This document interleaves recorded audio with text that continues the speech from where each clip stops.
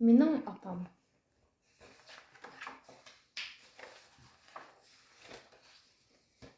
Benim apam pek yaxşı. O bir qaltis aşpaz. O yeni bir qaltis serikçi. Yeni bir usta ressam.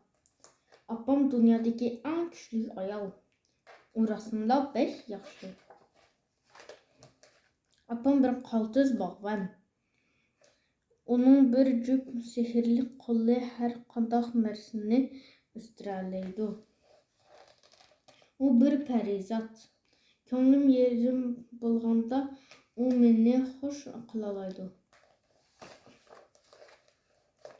Apam yana acayip yıkımlıq naxışlarını italaydı. Və xuddi bir şehzdə hörkürələydi. Orasında pek yaxşı.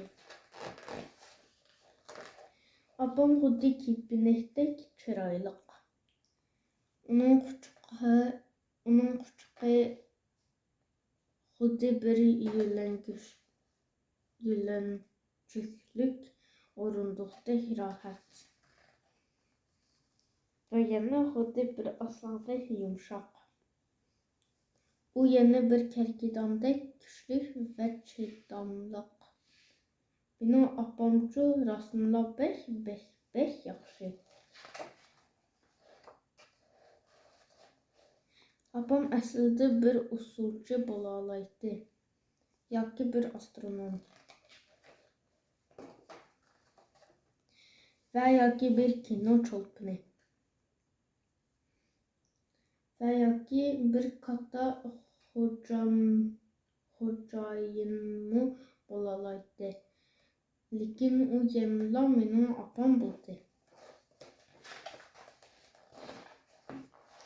O bir qaltis apa. O daim beni güldürdü. Pek çok güldürdü. Ben apamı sevmem. Problemsiz.